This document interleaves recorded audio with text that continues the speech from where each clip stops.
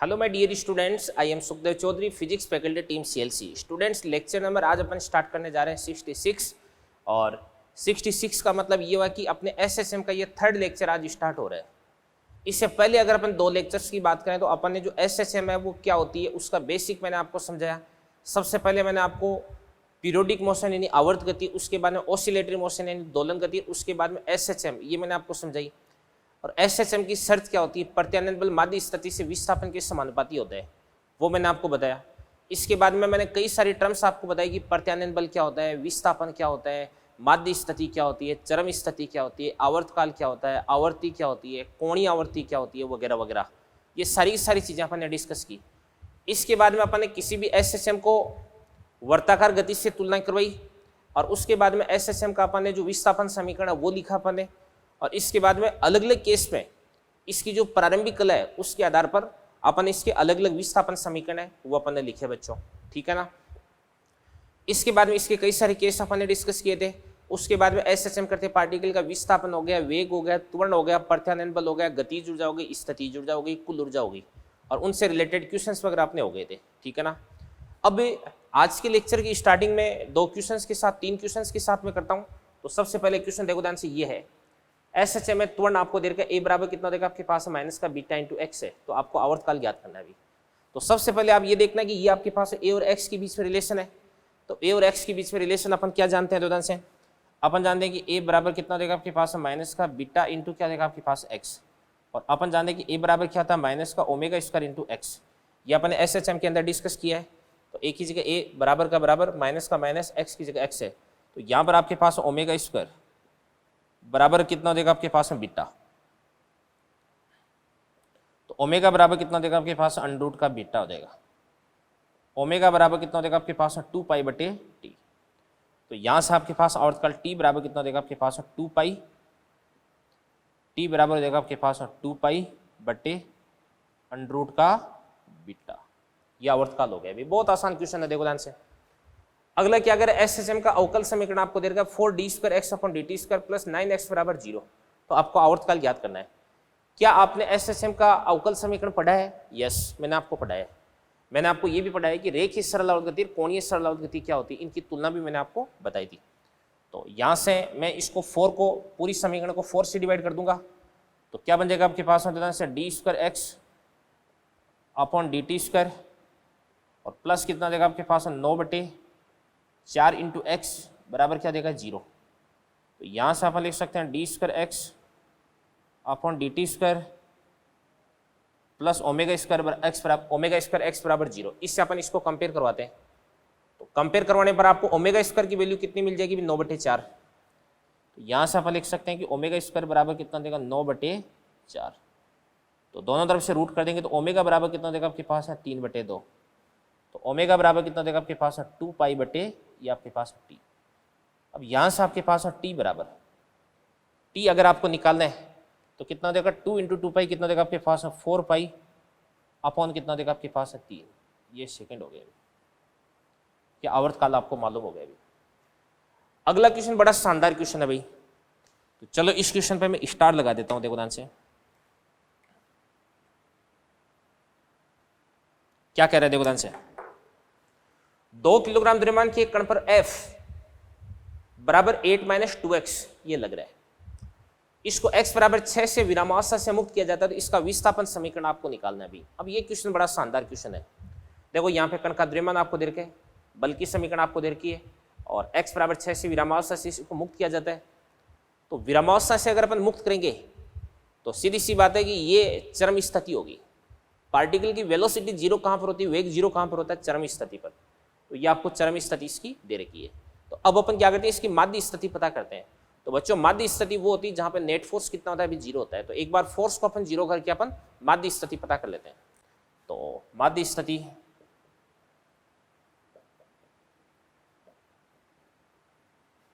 स्थिति पता करते हैं। F बराबर कितना देगा आपके पास 8 - 2, और माध्य स्थिति पर x को अपन क्या लिख देंगे, x0 बराबर कितना देगा आपके पास है 0। माइनस का 2x0 उधर की तरफ जाकर के 2x0 हो जाएगा। तो यहाँ से आपके पास x0 बराबर कितना देगा 4। तो माध्य स्थिति हो जाएगी आपके पास में, ये आपके पास है प्लस का 4 मीटर पे। ये तो माध्य स्थिति आ गई भी, ठीक है ना। माध्य स्थिति आ गई। तो चरम स्थिति कहां पर है? अभी x बराबर 6 पर है। भाई जहां से पार्टिकल को आपने रेस्ट से रिलीज किया, विरामावस्था से मुक्त किया है, वही आपके पास है चरम स्थिति हो जाएगी। तो अपन बात करते हैं चरम स्थिति। चरम स्थिति बात करते हैं। तो चरम स्थिति का मतलब हुआ कि x बराबर कितना देगा आपके पास में? ये आपके पास है 6, x बराबर 6 मीटर हो गया, ठीक है ना। अब माध्य स्थिति और चरम स्थिति, इन दोनों के बीच की जो डिस्टेंस होती है उसी को अपन क्या बोलते हैं? आयाम बोलते हैं। तो यहां से अपने पास है सिंपली जो आयाम है वो कितना देगा बताओ? 6 - 4 बराबर कितना देगा आपके पास में? 2 मीटर। ये आयाम हो गया, ठीक है ना। अब पार्टिकल का द्रव्यमान आपको दे रखे हैं, F बराबर कितना होता है आपके पास? 8 - 2x। तो इसको अपन F बराबर -kx से तुलना करवा देंगे, ठीक है ना। तो F बराबर -kx से तुलना करवा देते हैं। तो वहां पे लिख देता हूं मैं F बराबर -kx। F बराबर कितना देगा आपके पास में? कोई भी ये कांस्टेंट हो गया, तो ये आपके पास एल्फा माइनस क्या देगा आपके पास है? kx देगा। तो ये आपके पास है k बराबर कितना देगा अभी? 2। तो k बराबर 2 हो गया। तो चलो अपन ओमेगा कैलकुलेट करते हैं। तो ओमेगा बराबर कितना होता है? अंडर रूट का k/m। तो k बराबर 2 कितना देगा आपके पास है? 2। और m भी कितना देगा आपके पास है? 2।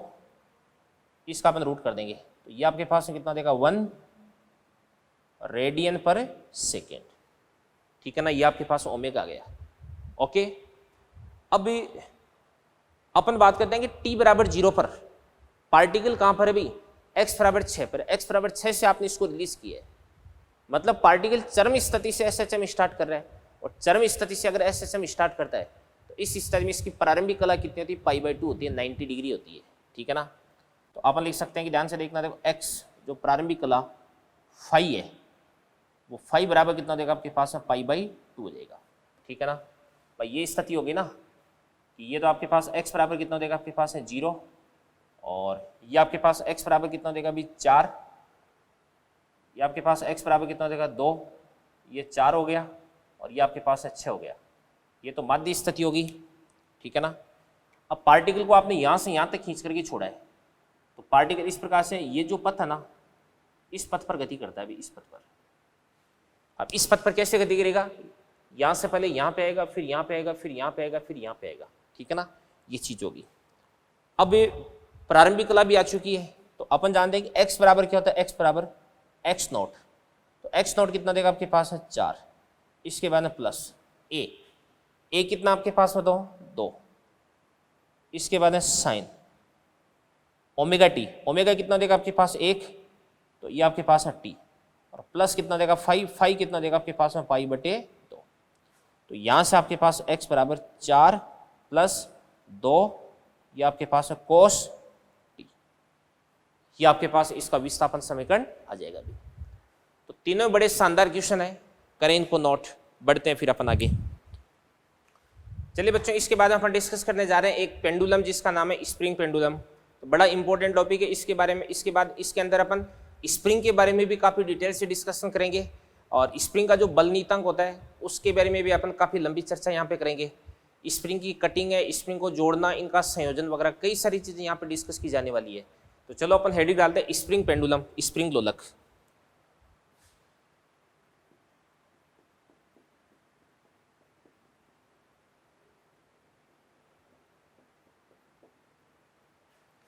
Spring pendulum. तो चलो देखते हैं कैसे बनता है स्प्रिंग पेंडुलम, कैसे बनता है। ये आपके पास में कोई दर्द आधार है, ये आपके पास स्मूथ सरफेस है, मतलब इसका म्यू बराबर कितना आपके पास में? 0। यहां पर अपने पास कोई भी एक स्प्रिंग है, और इस स्प्रिंग से अपन ने इस प्रकार से कोई भी एक ब्लॉक है वो बांध रखा है।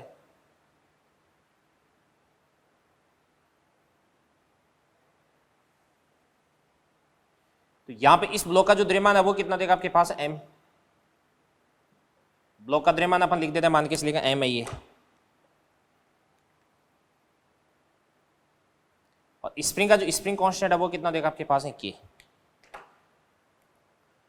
अब यहां पर आपके पास x बराबर कितना देगा 0, तो ये अपने पास में क्या हो जाएगी माध्य स्थिति, तो x बराबर 0, इसको अपन बोलेंगे मीन पोजीशन।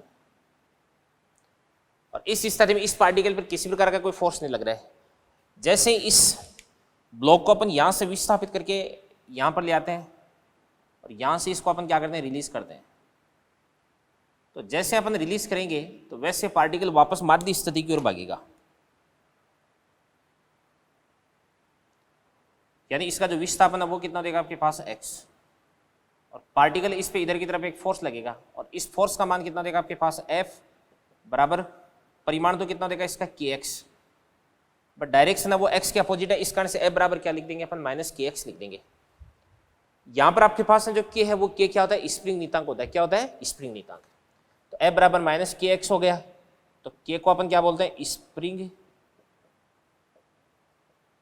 नीतांक, और जो स्प्रिंग नीतांक होता है वही क्या होता है आपके पास में यहाँ पे बल नीतांक बन जाएगा,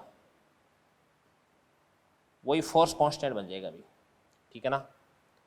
तो क्या गया, तो अपन जानते हैं कि t बराबर कितना होता है आपके पास में 2 पाई रूट ऑफ m बटा k। अब k की जगह अपन क्या लिखते हैं बल नीतांक, बल नीतांक की जगह यहाँ पे स्प्रिंग नीतांक आ जाएगा, तो स्प्रिंग पेंडुलम इसका आवर्तकाल t बराबर कितना होता है आपके पास में 2 पाई रूट ऑफ m बटा k होता है अभी, ठीक है। इसके बाद में आगे डिस्कस करते हैं अपन। जैसे मान के चलिए यहां पर ये अपने पास में कोई भी एक पेंडुलम है, स्प्रिंग पेंडुलम, सबसे पहले ये स्प्रिंग है, स्प्रिंग का स्प्रिंग नीतांक k है, स्प्रिंग अभी अपनी प्राकृतिक लंबाई की स्थिति में है, यानी स्प्रिंग को अपन बाहरी मान के चल रहे हैं। अभी जो स्प्रिंग है वो कैसी होती है अभी स्प्रिंग, ये बाहरी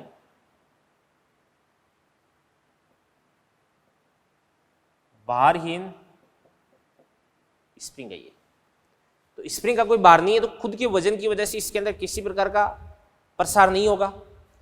जैसे अपन क्या करते हैं इससे एक ब्लॉक लटकाते हैं, तो मैंने क्या किया इससे एक ब्लॉक लटका दिया, तो ये तो इसकी प्राकृतिक लंबाई होगी। जैसे ब्लॉक लटकाऊं तो ब्लॉक के भार की वजह से इसके अंदर क्या हो जाएगा अभी प्रसार हो जाएगा, और मान के चलेगा ये यहां पर आ जाएगा। इसका द्रव्यमान कितना है अभी m, और यहां पे आपके पास x बराबर कितना है 0, ये x नॉट हो गया। नीचे की तरफ कितना फोर्स लग रहा है अभी mg, और ऊपर की तरफ कितना फोर्स लग रहा है अभी kx, यानी kx नॉट। तो यहां पे ये साम्य स्थिति होगी, इस पे नेट फोर्स कितना देगा 0, तो माध्य स्थिति ये नहीं है, माध्य स्थिति तो ये है। इस स्थिति में mg और kx नॉट का मान बराबर हो जाएगा, तो mg बराबर कितना देगा आपके पास है kx नॉट, तो यहां से आपके पास x नॉट बराबर कितना देगा mg बटा k। ये आपके पास है साम्य स्थिति आ चुकी है, ठीक है ना, यानी मीन पोजीशन या माध्य स्थिति इसको अपन बोल सकते हैं। अब मैंने आपको बोला था कि आवर्तकाल ज्ञात करने के लिए सबसे पहले इसको अपन क्या करते हैं माध्य स्थिति से अल्प विस्थापन देते हैं, यानी यहां से अपन इसको नीचे की तरफ विस्थापन देते हैं कितना भी x,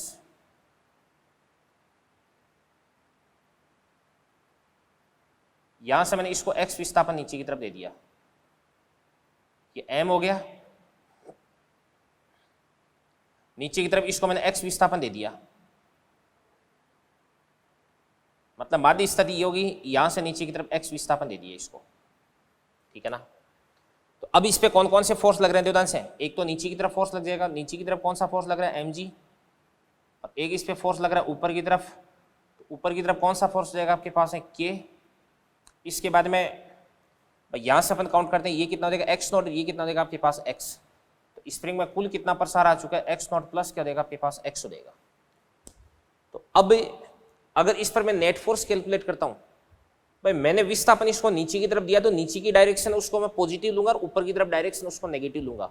जिधर की तरफ अपन विस्थापन देते हैं ना उसको अपन पॉजिटिव मानेंगे भी, ठीक है। तो अब अपन निकालते हैं इस पर नेट फोर्स, तो ये आपके पास एफ नेट बराबर कितना देगा बताओ, नीचे की तरफ फोर्स लग रहा है कितना भी mg, तो mg को तो अपन लिख देंगे पॉजिटिव, ऊपर की तरफ कितना देगा आपके पास माइनस का के एक्स नॉट प्लस क्या देगा आपके पास x, तो ये आपके पास mg माइनस क्या देगा आपके पास है के एक्स नॉट माइनस के एक्स हो जाएगा।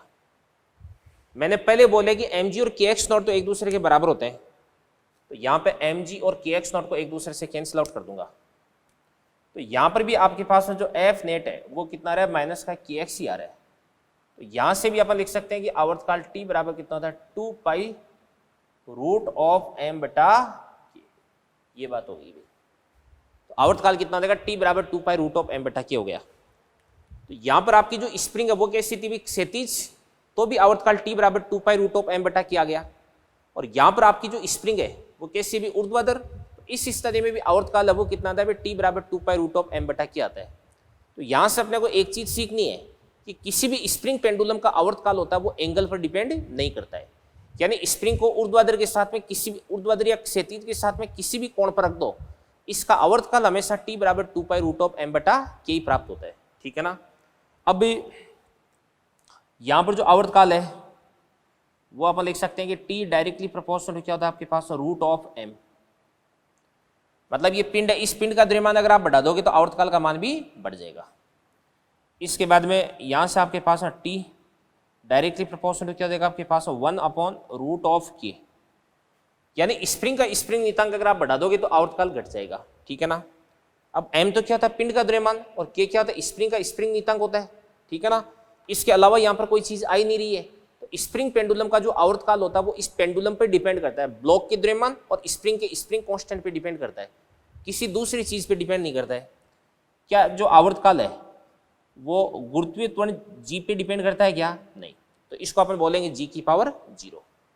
अब यहाँ पे दो से यहाँ से अपन इसको ऐसे भी लिख सकते हैं कि m बटा k, जो m बटा k इसको अपन क्या लिख सकते हैं, x नॉट बटा g। तो यहाँ से अपन ऐसे भी लिख सकते हैं कि t बराबर कितना होता है, 2 पाई रूट ऑफ m बटा k, इसको अपन लिख देंगे x नॉट बटा g। अब यहाँ पर आप कंफ्यूज हो सकते हो कि सर अगर g बढ़ेगा तो आवर्तकाल घटेगा ना, नहीं।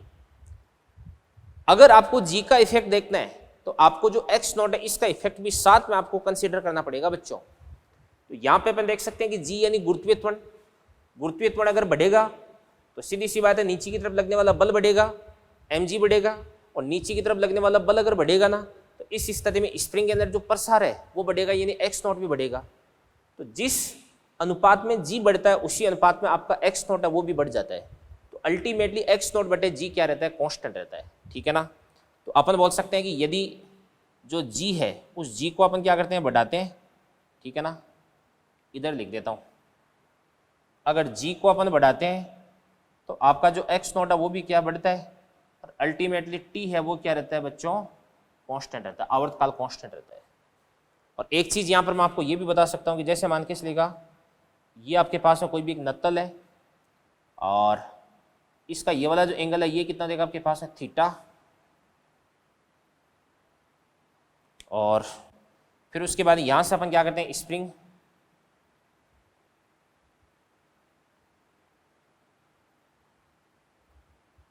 स्प्रिंग कांस्टेंट के, इसका द्रव्यमान कितना देगा m।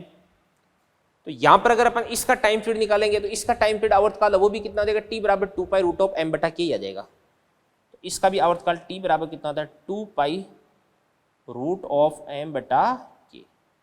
ठीक है ना। तो स्प्रिंग पेंडुलम के बारे में अब तक अपने जो भी बातें सीखी हो मैं आपको बता देता हूँ, ध्यान से देखना। देखो स्प्रिंग पेंडुलम के लिए जो फोर्स कांस्टेंट यानी बल नीतांक होता है वो स्प्रिंग नीतांक के बराबर ही होता है, यानी k बराबर k होता है। ठीक है ना। इसके लिए टाइम पीरियड t बराबर 2 पाई रूट ऑफ m बटा k होता है। स्प्रिंग पेंडुलम का आवर्तकाल इस स्प्रिंग पेंडुलम की बनावट पर डिपेंड करता है, यानी ब्लॉक के द्रव्यमान और स्प्रिंग कांस्टेंट पे डिपेंड करता है। ठीक है ना। गुरुत्वीय त्वरण पे डिपेंड नहीं करता है और साथ में एंगल पे भी डिपेंड नहीं करता है। स्प्रिंग पेंडुलम को चाहे आप क्षैतिज रख दो, चाहे ऊर्ध्वाधर रख दो, चाहे किसी भी एंगल पे रख दो, इसका आवर्तकाल आपको हमेशा t बराबर 2 पाई रूट ऑफ m बटा k प्राप्त होगा। ठीक है ना। तो ये कुछ बातें स्प्रिंग पेंडुलम के बारे में मैंने आपको बताई है, करें इनको नोट, बढ़ते हैं फिर अपन आगे। तो बच्चों स्प्रिंग पेंडुलम है, इसके अंदर एक अपने पास एक भौतिक राशि आ रही है k, जिसको अपन बोलते हैं स्प्रिंग नियतांक। तो चलो जो स्प्रिंग नियतांक है इसके बारे में थोड़ा सा डिटेल से अपन डिस्कस करते हैं। तो सबसे पहले हेडिंग डाल देता हूं मैं, स्प्रिंग कांस्टेंट।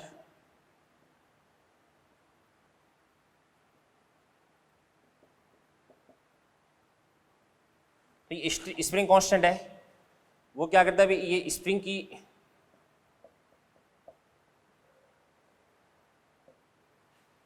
जो स्टिफनेस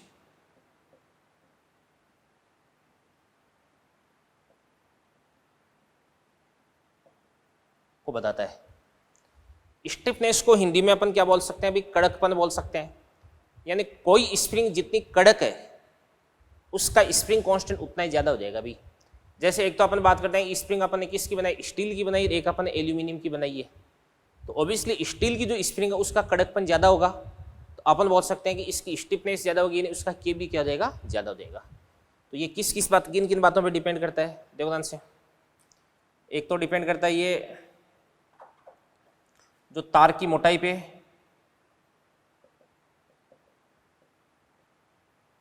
तार की मोटाई पर निर्भर करता है। तार की मोटाई अगर बढ़ेगी ना तो स्प्रिंग कांस्टेंट के है वो भी क्या देगा, बढ़ जाएगा। एक है पदार्थ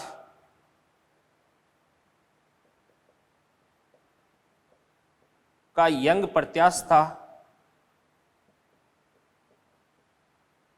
गुणांक, y अगर बढ़ेगा ना तो k का मान भी क्या हो जाएगा, बढ़ जाएगा। ये बातें होगी भी। अब ध्यान से देखना, देखो एक ही किस पे डिपेंड करता है, एक ही डिपेंड करता है तार की मतलब स्प्रिंग की लंबाई पे। एक स्प्रिंग की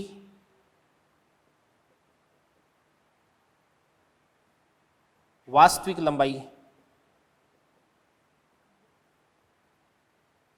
अगर बढ़ेगी तो आपके पास स्प्रिंग कांस्टेंट के है वो क्या हो जाता है, घट जाता है। और ये वाली बात ही सबसे ज्यादा इंपॉर्टेंट है भाई। इन दोनों को तो अगर आप भूल भी जाओ ना तो भी कोई मतलब नहीं है। आप तो ये ध्यान रखना है कि स्प्रिंग की वास्तविक लंबाई अगर बढ़ेगी तो के का मान क्या हो जाएगा, भी घट जाएगा। यानी अपन बोल सकते हैं कि के है ना, इसकी वास्तविक लंबाई एल के इनवर्सली प्रोपोर्शनल है। या इसको अपन ऐसे भी लिख सकते हैं कि एल को इधर की तरफ लेंगे तो के गुणा एल, ये क्या होता है, कांस्टेंट होता है। और ये अपने पास में एक बहुत ही इंपॉर्टेंट बात हाथ लग चुकी है। यानी किसी भी स्प्रिंग का जो के गुणा एल है वो क्या रहता है, भी कांस्टेंट रहता है, ठीक है ना। और यदि अपन के और एल के बीच में ग्राफ बनाते हैं तो ऐसा ग्राफ बन जाएगा। देखो ये एल हो गया, ये के हो गया, और ग्राफ बनता है इस प्रकार से यूं। इनवर्सली प्रोपोर्शनल का जो ग्राफ होता है इसको अपन क्या बोलते हैं, रेक्टेंगुलर हाइपरबोला, यानी आयताकार अतिप्रवलय, ठीक है ना। अब सुनना ध्यान से देखना, देखो अब कोई भी जो स्प्रिंग है, इस स्प्रिंग को अगर अपन छोटे छोटे टुकड़ों में काटते हैं तो क्या होता है, तो हेडिंग लिख रहा हूं मैं, कटिंग ऑफ स्प्रिंग।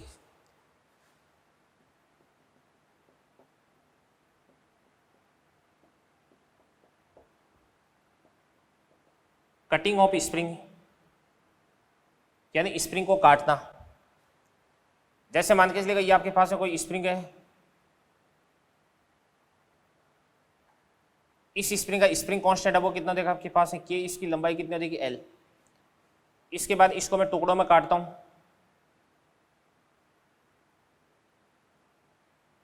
तो जैसे मान के चलिएगा 3 टुकड़े बना दिए मैंने इसके। एक तो ये टुकड़ा हो जाएगा, एक ये टुकड़ा हो जाएगा, एक आपके पास ये टुकड़ा हो जाएगा। इसकी लंबाई कितनी है, L1, इसकी लंबाई कितनी है, L2, इसकी लंबाई कितनी है आपके पास L3। तो इसका स्प्रिंग कांस्टेंट K1, इसका स्प्रिंग कांस्टेंट K2, इसका स्प्रिंग कांस्टेंट कितना देगा आपके पास K3। तो यहाँ पर इसकी जो लंबाई L है वो कितना देगा आपके पास, L1 प्लस L2 प्लस क्या देगा आपके पास L3, ठीक है ना। मैंने आपको बता दी कि K गुणा L बराबर क्या होता है, कांस्टेंट होता है। तो इसका K इंटू एल क्या देगा आपके पास है, K इंटू एल कितना देगा आपके पास, L1 plus L2 plus L3। इसका क्या देगा आपके पास है, K1 L1 बराबर K2 L2 बराबर क्या देगा आपके पास है, K3 L3।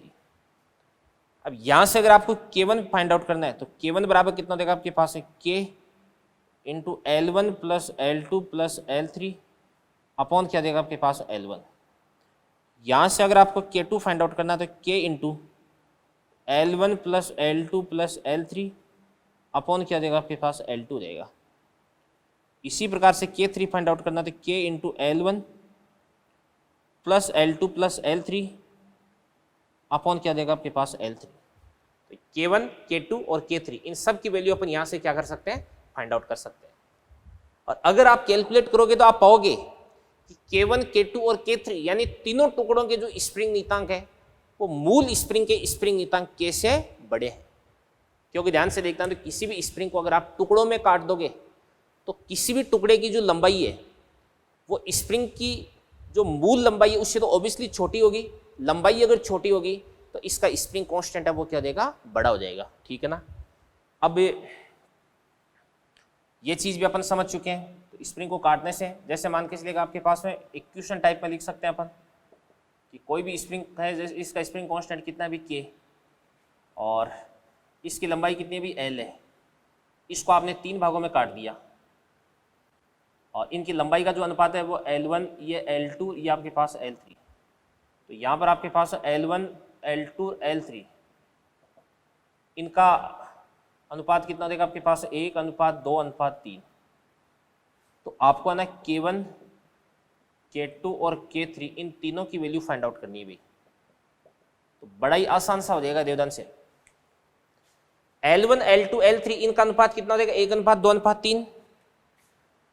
तो 1:2:3, तो इसको x बोल दो, इसको अपन क्या बोलेंगे 2x बोलेंगे, इसको अपन क्या बोलेंगे 3x बोलेंगे। तो यहाँ पे आपके पास जो L है 3 और 2 5, 5 और 1 कितना देगा आपके पास है 6। तो ये आपके पास है 6x हो जाएगा। कितना देगा 6x। ठीक है ना। तो यहाँ से अपन लिख सकते हैं कि k × 6x बराबर क्या देगा आपके पास है, इसका K1x बराबर कितना देगा आपके पास है K2 × कितना देगा आपके पास है 2x और बराबर क्या देगा आपके पास है K3 × कितना देगा आपके पास है 3x। तो यहाँ से x से अपन x को काट देंगे तो K1 बराबर कितना देगा आपके पास है 6K। यहाँ से आपके पास है K2 बराबर कितना देगा, K2 बराबर इसको अपन क्या बोल देंगे भी 3K।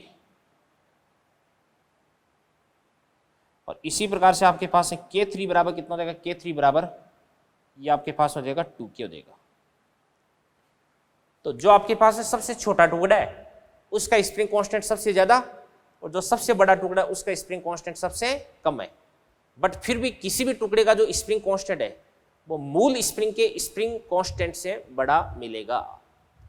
तो कुछ बातें मैंने आपको बताई, करें इनको नोट, बढ़ते हैं फिर अपन आगे। तो चलिए इसके बाद में अपन डिस्कस करते हैं स्प्रिंगों का संयोजन। ठीक है ना। तो हेडिंग है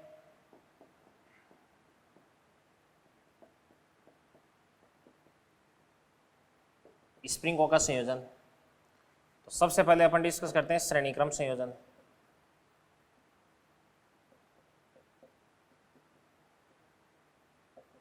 यानी सीरीज कॉम्बिनेशन। सीरीज कॉम्बिनेशन के अंदर जैसे मान के चलिए आपके पास में बहुत सारी स्प्रिंग जुड़ी हुई है। पहली स्प्रिंग ये हो गई, दूसरी स्प्रिंग हो गई, तीसरी स्प्रिंग हो गई। यहां पे आपके पास है कितना देगा K1, K2 और ये आपके पास है K3, 3 स्प्रिंग हो गई भी। अब यदि आप इसको इधर की तरफ खींचोगे तो तीनों स्प्रिंगों में जो टेंशन है, तीनों स्प्रिंगों में जो बल है, प्रत्यानयन बल, वो सब में क्या रहता है, सेम रहता है। तो F तो क्या होता है अभी, सब में सेम होता है। बट ध्यान से देखना, देखो X होता है वो क्या होता है, सब में असमान होता है, डिफरेंट होता है। X क्या होता है, डिफरेंट होता है। यानी इसके अंदर कितना x1, इसके अंदर x2, इसके अंदर x3 हो जाएगा। तो कुल विस्थापन आपके पास x बराबर कितना देगा, x1 प्लस x2 प्लस क्या देगा आपके पास x3। अपन जानते हैं कि F बराबर क्या होता है, माइनस का kx होता है। तो x बराबर कितना देगा F बटा k। तो ये आपके पास F बटा K1 प्लस क्या देगा आपके पास F बटे K2 प्लस आपके पास F बटे K3 और ये आपके पास F बटे ये आपके पास KS आ गया। S बोले तो सीरीज। अगर अपन F को कॉमन लेकर के काट देंगे तो यहां से आपके पास 1 बटे KS बराबर 1 बटे K1 प्लस 1 बटे K2 प्लस क्या हो जाएगा आपके पास 1 बटे K3। अब अगर अपन केवल 2 स्प्रिंग्स की बात करते हैं, केवल 2 स्प्रिंगों के लिए, तो केवल 2 स्प्रिंगों के लिए 1 बटा KS बराबर 1/K1 प्लस क्या हो जाएगा आपके पास 1/K2। तो एलसीएम हो जाएगा आपके पास है K1 K2, ये आपके पास है K1 प्लस K2। तो Ks बराबर क्या हो जाएगा आपके पास है K1 K2 अपॉन में क्या हो जाएगा आपके पास है K1 प्लस K2 हो जाएगा। ठीक है ना। माना K1 बराबर कितना देगा 3 और K2 बराबर कितना देगा आपके पास है 6। तो Ks बराबर कितना देगा आपके पास है 3 × 6 बटा 3 + 6, तो 18/9 ये आपके पास में 2 आ जाएगा। तो K1 कितना आपके पास है 3 और K2 कितना आपके पास है 6, तो K कितना आ जाता है आपके पास है 2 आ जाता है। तो यहाँ पर आपके पास जो नेट स्प्रिंग नीतांक होता है वो संयोजन में भाग लेने वाले सभी स्प्रिंग कांस्टेंट से छोटा प्राप्त होता है अभी। ठीक है ना। तो ये आपके पास में श्रेणीक्रम संयोजन हो गया। अब स्प्रिंगों के अंदर जो स्थितिज ऊर्जा होती है, अगर अपन बात करते हैं स्प्रिंगों के अंदर स्थितिज ऊर्जा की बात करें तो U बराबर कितना होता है आपके पास 1/2 kx²। इसको अपन ऊपर भी क्या करते हैं x, ऊपर भी अपन k से और नीचे भी अपन k से मल्टीप्लाई करते हैं।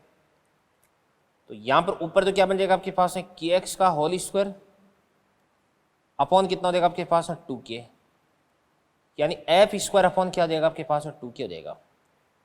सारी स्प्रिंगों के लिए जो f है वो तो क्या होता है अभी सेम होता है। तो यहां से आपके पास है U inversely proportional to k हो जाएगा। यानी जिस स्प्रिंग का स्प्रिंग कांस्टेंट कम होगा ना उस स्प्रिंग के अंदर संचित ऊर्जा का मान अधिक होगा, और जिस स्प्रिंग का स्प्रिंग कांस्टेंट ज्यादा होगा उसके अंदर संचित ऊर्जा का मान क्या हो जाएगा कम। तो ये था आपका सीरीज कॉम्बिनेशन। इसके बाद में अपन बात करते हैं पैरेलल कॉम्बिनेशन यानी समांतर क्रम संयोजन की। दूसरा हो जाएगा आपके पास में समांतर क्रम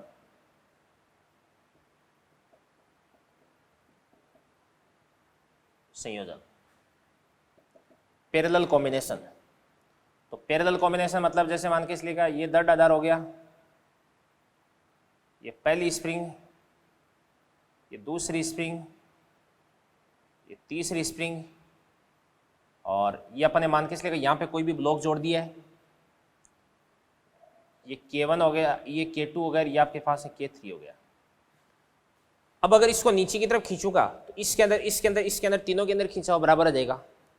तो यहाँ पर आपके पास जो x है वो तो सारी की सारी स्प्रिंगों के लिए सेम हो जाएगा, और f है वो क्या देगा आपके पास में डिफरेंट हो जाएगा। क्या हो जाएगा डिफरेंट। तो यहाँ पर ये वाली जो स्प्रिंग है ये तो ऊपर की तरफ कितना खिंचाव लगा रही F1, ये कितना F2, और ये कितना खिंचाव लगा रही F3। तो ऊपर की तरफ कुल कितना खिंचाव बल हो जाएगा आपके पास F बराबर कितना हो जाएगा आपके पास F1 प्लस F2 प्लस क्या देगा आपके पास F3। अब F को अपन क्या लिख सकते हैं भाई kx माइनस का kx, तो माइनस को कॉमन लेकर ये काट देंगे अपन। तो यहाँ पर क्या देगा आपके पास में तो k1x plus k2x plus k3x, और f को अपन यहाँ पे बोलेंगे kpx। kp p बोले तो पैरेलल, तो kp क्या देगा समांतर क्रम संयोजन का तुल्य स्प्रिंग नीतांक को देगा। तो x को कॉमन लेकर के काट देंगे, तो यहाँ से आपके पास है kp बराबर ये आपके पास है k1 प्लस क्या देगा आपके पास है k2 प्लस k3। मान लो कि आपके पास है k1 कितना भी 1, k2 कितना है 2, k3 कितना भी 3, तो kp कितना देगा आपके पास है 6 हो जाएगा। यानी समांतर क्रम संयोजन का तुल्य स्प्रिंग नीतांक सभी स्प्रिंगों की स्प्रिंग नीतांक से बड़ा होता है। तो श्रेणी क्रम में छोटे से भी छोटा और समांतर क्रम में बड़े से भी बड़ा होता है। अभी 1, 2, 3 इनमें सबसे बड़ा कौन है 3, बट तुल्य कितना प्राप्त हो रहा है 6, तो 6 3 से भी बड़ा होता है। यहाँ पे 3 और 6 सबसे छोटा कौन है 3, तो तुल्य होता है ना वो छोटे से भी आपको छोटा प्राप्त होता है। इसके बाद ध्यान से देखना, देखो अपन जानते हैं कि u बराबर कितना होता है 1/2 kx²। तो x क्या होता है अभी सेम होता है, तो यहाँ पर आपके पास u directly proportional to k। यानी समांतर क्रम संयोजन में जिस स्प्रिंग का स्प्रिंग कांस्टेंट ज्यादा होता है उसके अंदर संचित ऊर्जा का मान भी क्या होता है ज्यादा होता है बच्चों। ठीक है ना। तो करें इन चीजों को नोट कर लेना। चलो एक चीज और समझा देता हूं यहाँ पर मैं आपको। एक क्या होता है, एक होता है आपके पास में मिश्रित संयोजन।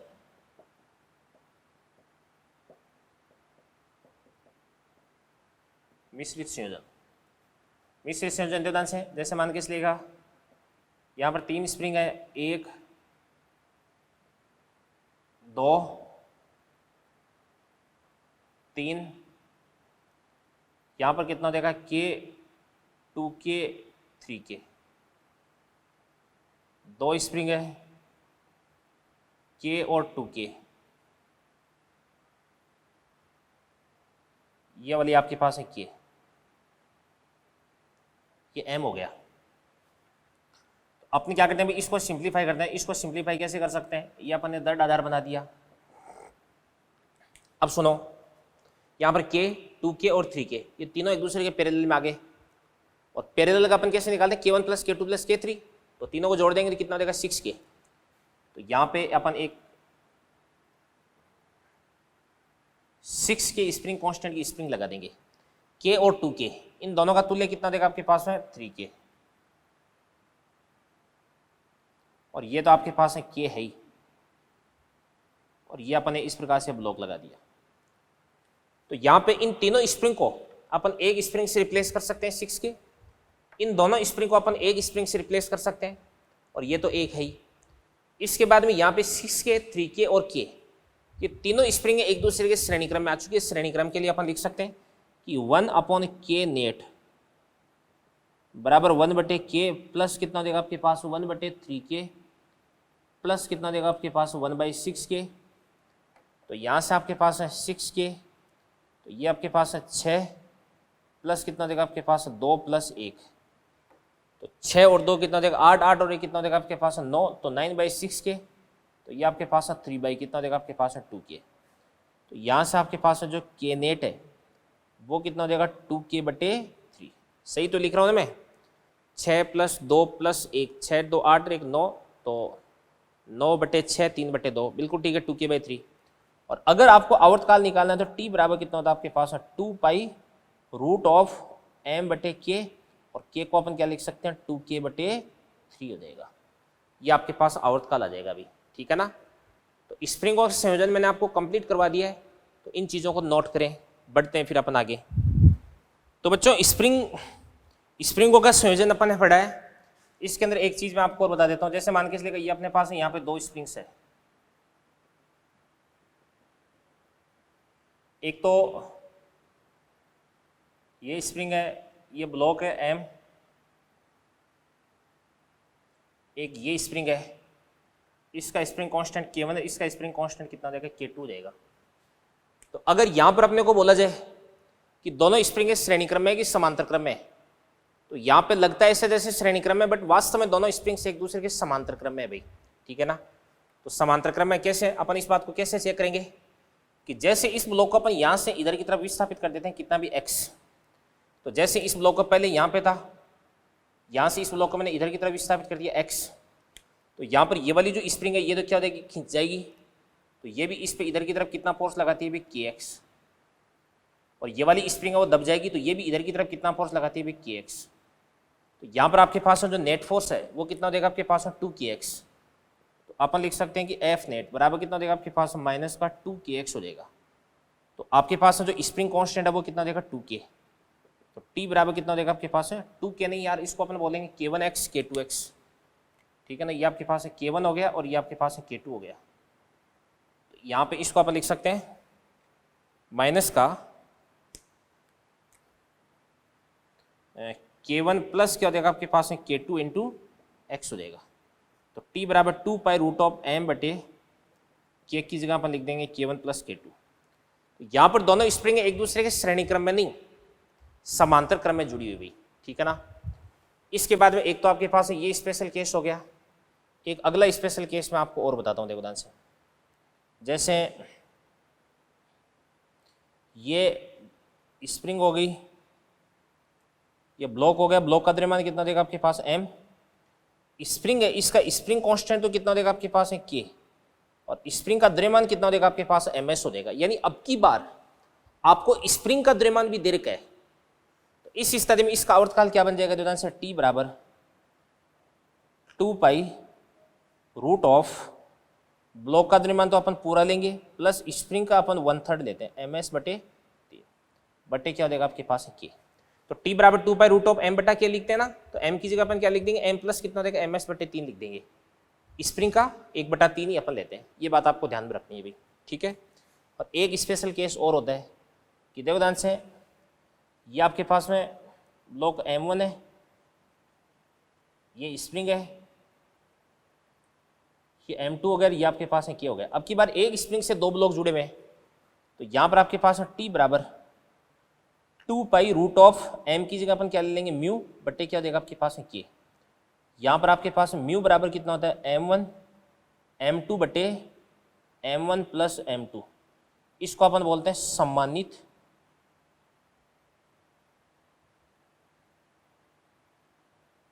द्रव्यमान, रिड्यूस्ड मास बोलते हैं इसको, अपन क्या बोलते हैं रिड्यूस्ड मास। तो ये बातें भी आपके समझ में आ गई होगी। इसके बाद में अगला अपन देखते हैं, ध्यान से देखना, देखो कि मान के चलेगा ये अपने पास में कोई भी एक स्प्रिंग है और इस स्प्रिंग से स्प्रिंग का स्प्रिंग कांस्टेंट K है, इससे अपन ने दो ब्लॉक लटका रखे हैं। एक ब्लॉक है इसका द्रव्यमान तो कितना देगा M1, एक दूसरे ब्लॉक का द्रव्यमान कितना देगा M2 देगा। तो आपको ये बोला जा रहा है कि यदि M2 द्रव्यमान के ब्लॉक को अचानक से अपन क्या कर लेते हैं हटा लेते हैं, ठीक है ना, तो इस स्थिति में आपको क्या करना है, अभी इसका जो आयाम है वो आपको पता करना है, इसका विस्थापन समीकरण है वो भी अपन पता कर सकते हैं अभी, ठीक है ना। तो देखो ध्यान से, यदि M2 को अचानक हटा लिया जाए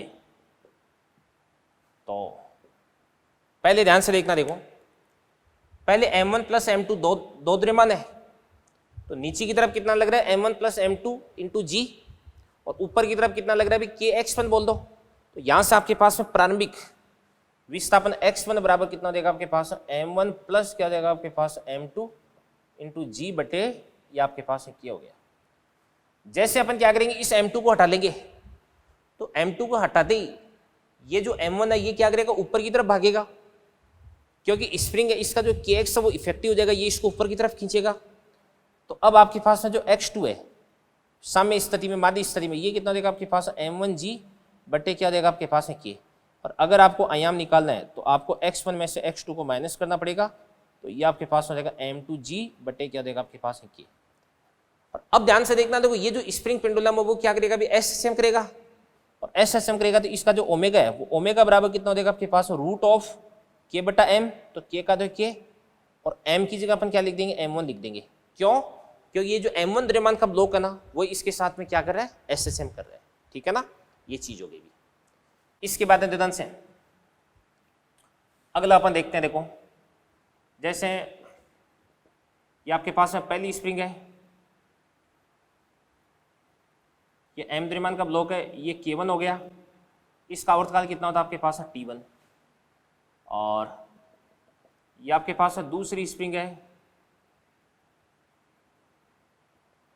द्रव्यमान वही आपके पास M का M ही है, स्प्रिंग कांस्टेंट आपके पास है K2 हो गया, तो इसका आवर्तकाल कितना देगा आपके पास T2 देगा। अब एक बार अपन क्या करते हैं दोनों स्प्रिंग को एक दूसरे के श्रेणी क्रम में जोड़ देते हैं। तो इसके बाद देखो ध्यान से दोनों स्प्रिंगों को श्रेणी क्रम में जोड़ देते हैं,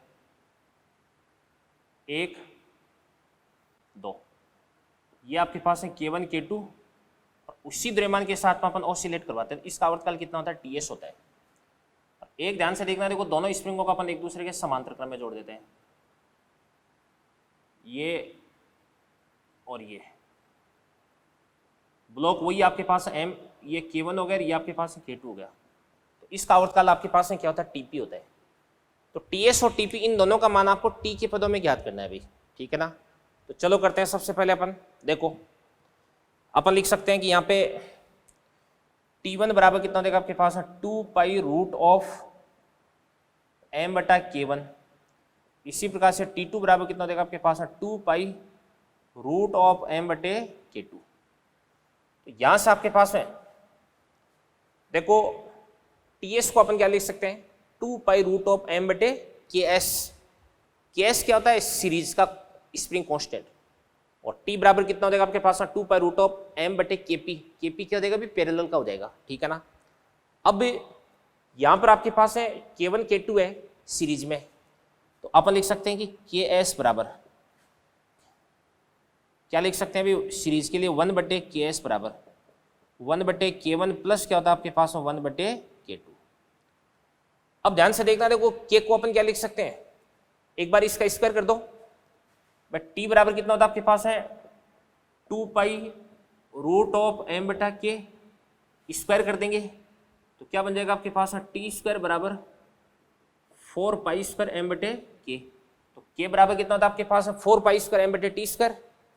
तो k को अपन क्या लिख सकते हैं, ध्यान से देखना, देखो इसको अपन लिख देंगे 4 पाई स्क्वायर m बटे कितना देगा आपके पास ts स्क्वायर बराबर कितना देगा आपके पास 4 pi square m t1 square, और यह देगा आपके पास 4 pi square m t2 square. इसको अपन काट देंगे तो यहाँ से आपके पास ts स्क्वायर बराबर t1 स्क्वायर प्लस क्या देगा आपके पास t2 स्क्वायर। तो ts बराबर कितना देगा आपके पास t1 square plus t2 square का रूट हो जाएगा, ठीक है ना। और यदि अपन बात करते हैं इसकी समांतर क्रम की बात करते हैं, तो समांतर क्रम के लिए अपन क्या लिख सकते हैं